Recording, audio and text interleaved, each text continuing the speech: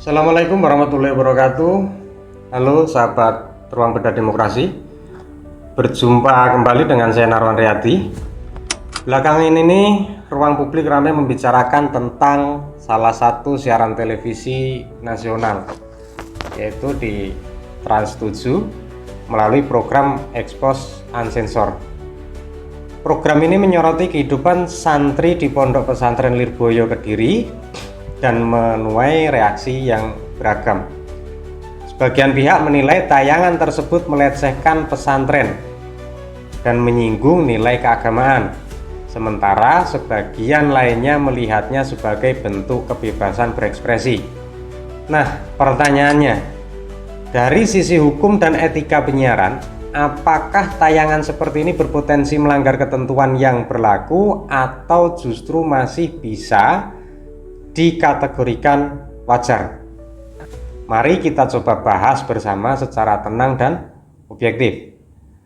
Dalam tayangan yang beredar, program Expose Unsensor menampilkan aktivitas santri seperti mencium tangan atau dibahasakan dalam tayangan tersebut adalah nyesot kepada kiai dengan narasi yang dianggap sebagian penonton bernada satir.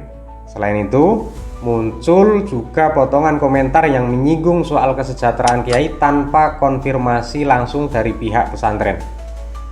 Reaksi publik pun bermunculan, mulai dari kritik di media sosial hingga tagar boikot Trans 7. Namun, untuk menilai persoalan ini secara adil, kita perlu melihat aturan hukum yang mengatur isi siaran televisi.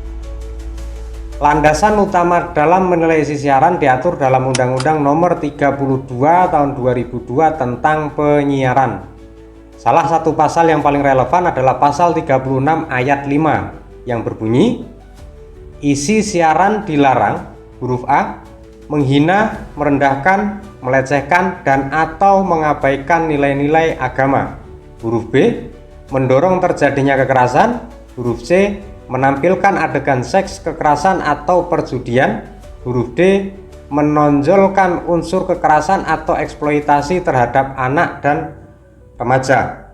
Sementara pasal 36 ayat 6 menjelaskan, isi siaran wajib memperhatikan norma-norma yang berlaku dalam masyarakat, nilai agama, nilai budaya, dan keberagaman bangsa. Artinya, setiap tayangan televisi harus sensitif terhadap nilai-nilai sosial dan keagamaan, serta tidak boleh menyinggung kelompok tertentu. Namun, apakah tayangan Trans 7 sudah melanggar pasal ini atau belum? Tentu perlu ditelaah lebih lanjut oleh pihak berwenang seperti Komisi Penyiaran Indonesia atau KPI. Dalam sistem penyiaran Indonesia, tanggung jawab tidak berhenti hanya di tim produksi saja, tetapi juga pada lembaga penyiaran. Pasal 50 ayat 2 berbunyi, KPI wajib menerima aduan dari setiap orang atau kelompok yang mengetahui adanya pelanggaran terhadap pedoman perilaku penyiaran dan standar program siaran. Artinya, jika masyarakat menilai ada pelanggaran nilai agama atau moral dalam sebuah tayangan, mereka memiliki hak untuk melapor ke KPI. KPI kemudian memiliki kewenangan untuk menilai, memverifikasi, dan jika diperlukan menjatuhkan sanksi administratif.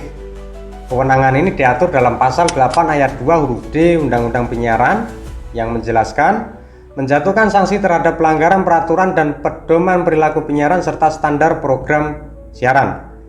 Sanksinya bisa berupa teguran tertulis, penghentian sementara program, hingga pencabutan izin siaran jika pelanggaran dinilai berat. Jadi proses hukumnya tetap berjalan melalui mekanisme resmi, bukan melalui opini publik semata. Dalam konteks tertentu, pelanggaran isi siaran juga bisa masuk ke ranah pidana. Hal ini tertuang dalam pasal 57 huruf D Undang-Undang Penyiaran yang menyebutkan setiap orang yang menyiarkan isi siaran yang dilarang sebagaimana dimaksud dalam pasal 36 ayat 5 dipidana dengan pidana penjara paling lama 5 tahun dan atau denda paling banyak 10 miliar rupiah.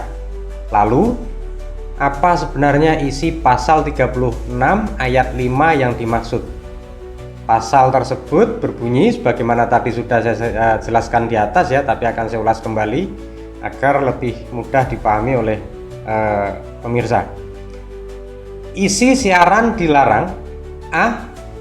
Menghina, merendahkan, melecehkan, dan atau mengabaikan nilai-nilai agama. B. Mendorong terjadinya kekerasan. C. Menampilkan adegan seks, kekerasan, atau perjudian.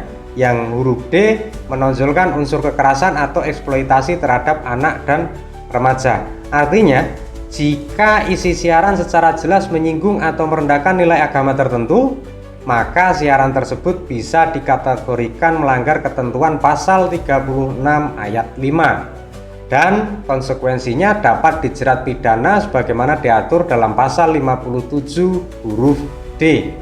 Selain itu, bila konten siaran menimbulkan kebencian terhadap kelompok tertentu, maka bisa dikaitkan dengan pasal 28 ayat 2 Undang-Undang Informasi dan Transaksi Elektronik atau Undang-Undang ITE yang berbunyi, setiap orang dengan sengaja tanpa hak mendistribusikan dan atau mentransmisikan informasi elektronik dan atau dokumen elektronik yang sifatnya menghasut, mengajak, dan atau mempengaruhi orang lain sehingga menimbulkan rasa kebencian atau permusuhan terhadap individu dan atau kelompok masyarakat tertentu berdasarkan ras, kebangsaan, etnis, warna kulit, agama, kepercayaan, jenis kelamin, disabilitas mental atau disabilitas fisik.